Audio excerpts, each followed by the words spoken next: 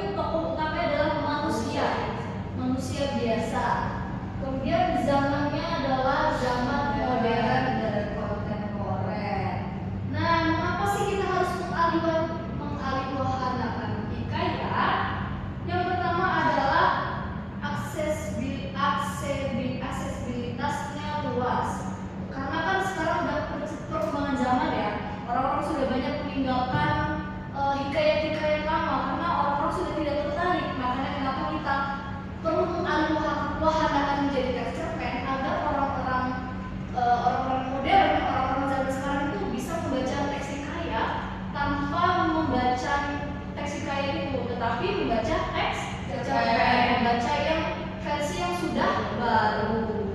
Begitu. Kemudian yang kedua adalah revitalisasi narasi, yaitu memberi napas baru pada kisah tradisional. Kemudian edukasi nilai, menyampaikan moral dan kearifan lokal. Anak-anak, teks hikayat itu berisikan teks yang bisa kita ambil amanatnya ya. Jadi kalau kita baca teks hikayat dan kita bisa mengambil sebuah amanat, maka itu bisa disebut sebagai teks hikayat. Nah, ketika teks hikayat kita masukkan dalam cerpen, kita alih-alihkan dalam cerpen, kita juga bisa mengambil amanat dari teks cerpen tersebut tanpa harus membaca teks hikayat gitu. Nah, kemudian dalam langkah mengarahkan hikayat ke dalam cerpen. Anak-anak perhatikan ya, karena nanti di akhir anak-anak akan membuat teks cerpen, ibu akan memberikan teks cerpen, kemudian kalian akan mengarahkannya menjadi ibu akan memberikan teks hikayat, kemudian anak-anak akan mengarahkannya menjadi teks cerpen. Nah, langkah yang pertama adalah memilih hikayat untuk adaptasi. Kemudian yang kedua, memahami alur dan karakter. Yang ketiga adalah identifikasi bagian adaptasi. Yang keempat adalah sesuaikan gaya bahasa dan latar. Itu adalah langkah-langkah dari mengarahkan hikayat. Sampai di sini apa ada yang ingin ditanyakan atau ada yang masih dibingungkan? Cukup. Nah, untuk memperkuat pemahaman anak-anak, bagaimana cara membedakan teks hikayat dan teks cerpen? Di sini ibu sudah merangkum perbedaan teks hikayat dan juga teks cerpen. Nah, teks hikayat itu alurnya bertingkat, kemudian kompleks, bahasanya bisa bahasa Indonesia sebenarnya bahasa Indonesia dan bisa juga bahasa Melayu klasik. Fokus utamanya itu adalah banyak konflik dan biasanya terjadi di istana. Kemudian tokohnya adalah sakti dan anonim. Anonim itu tidak diketahui ya. Kemudian kalau teks cerpen, alurnya itu tunggal dan fokus. Kemudian bahasanya adalah modern dan dinamis. Fokusnya adalah satu konflik dan realistik. Tokohnya adalah manusia dan realistis.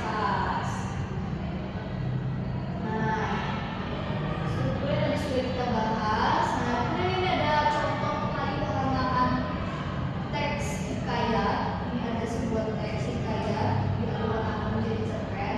Nanti dikirimkan contohnya. Nanti anak bisa baca sendiri dan bisa memahami. Nah, selanjutnya adalah kita akan praktik dan diskusi kelompok. Ini anak di sini sudah berkelompok. Bisa dibuka bukunya di halaman 20. Nah, di situ ada sebuah teks hikayat berjudul apa di situ? Abdullah Sibur. Itu adalah teks cerpennya anak-anak. Nah, di atasnya itu adalah teks hikayatnya. Coba dilihat lagi yang lain gimana? Ya betul. Apa orang judulnya? Hikayat Bayan Budiman. Anak-anak silakan baca selama 2 menit teks hikayat itu. Nanti akan ibu sampaikan ke kelas selanjutnya. Silakan dibaca ya.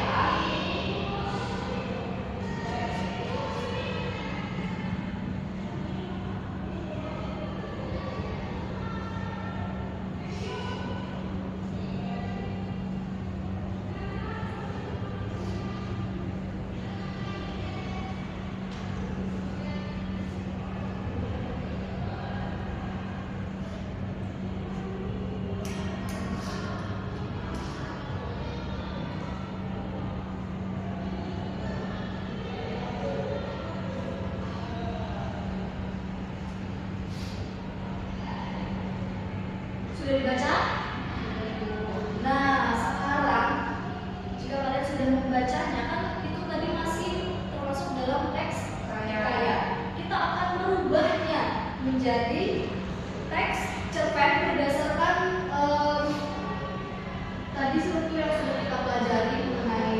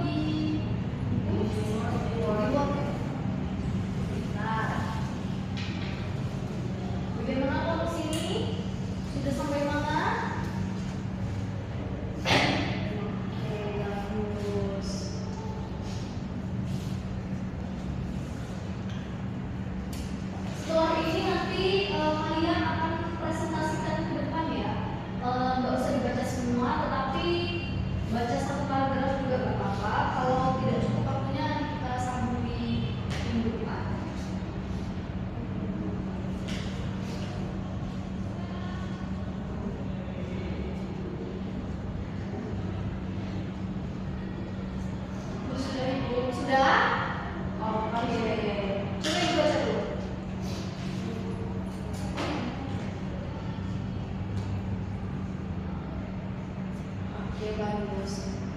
Siapa yang mau mempresentasikan duluan? Kelompok siapa? Oke, kelompoknya Nasya, boleh silakan maju. Baik, saya akan membacakan teks cerpen yang sudah kelompok saya buatkan, yaitu judulnya Akulah si Burung Cerdik. Akulah si Burung Cerdik. Cerdik? Oh ya, sebenarnya bukan cerdik. Namun aku mengharuskan diri cerdik demi mencegah Bibi Zainab terjerumus dosa. Sebenarnya tidak ada kelebihan apa-apa yang dapat kubanggakan dari diriku. Aku seperti burung bayan pada umumnya, tubuhku kecil seperti layaknya burung. Aku dibeli oleh Khojan Maimun di pasar burung. Selain aku, ada juga si burung piung yang juga dibeli Khojan Maimun.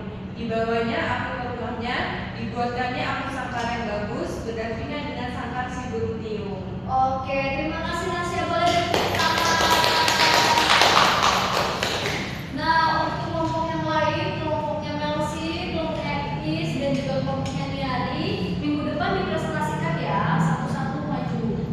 Oke, karena kita hari ini sudah habis jam pelajarannya, Ibu akan akhiri pertemuan kita hari ini.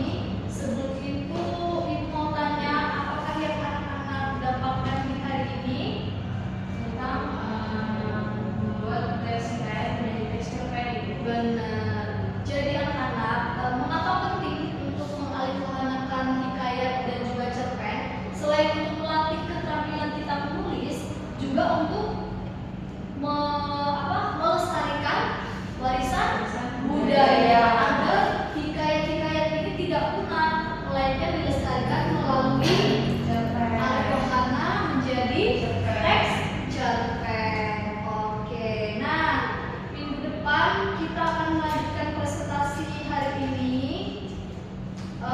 Materinya tetap sama, yaitu masih teks cerpen. Dan Ibu minta anak-anak kan tadi sudah buat berkelompok ya, teks cerpennya. Minggu depan anak-anak buat secara mandiri ya. Bisa? Bisa. Oke, ada yang mau ditanyakan lagi? Cukup? Oke, Ibu akhiri. Sebelum kita mulai pelajaran, boleh nanti pimpin dalam doa. Baik. Hari ini kita berdoa mulai. Berdoa selesai. Terima kasih Audi, anak-anak jaga kesehatan ya agar tidak sakit lagi. Kemudian tetap semangat untuk menjalani hari ini dan aktivitas selanjutnya. Ibu akhiri, selamat siang. Siang, Ibu. Terima kasih. Selamat.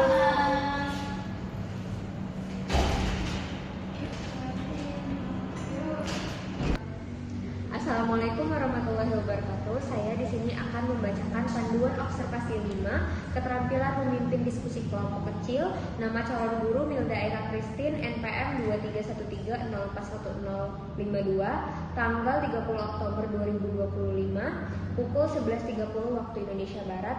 Topik mengalihwahanakan teks hikayat menjadi cerpen. Yang pertama, memuntaskan perhatian. A. Merumuskan tujuan. B. Merumuskan dan merumuskan kembali masalah. C. Mengandai hal-hal merumuskan masalah. D. Membuat rangkuman bertahap. Sudah dilakukan, sudah baik. 2. Memperjelas masalah dan urutan pendapat. A. Memparase, merangkum, menggali dan menguraikan secara detail. Sudah dilakukan, sudah baik. Ketiga, menganalisis pandangan siswa, memindai persetujuan dan ketidaksetujuan, meneliti alasannya. Sudah dilakukan, sudah baik. 4. Meningkatkan urusan siswa, menimbulkan pertanyaan, menggunakan contoh, menggunakan hal-hal yang sedang hangat dibicarakan, menunggu dan memberikan dukungan. Sudah dilakukan, sudah baik.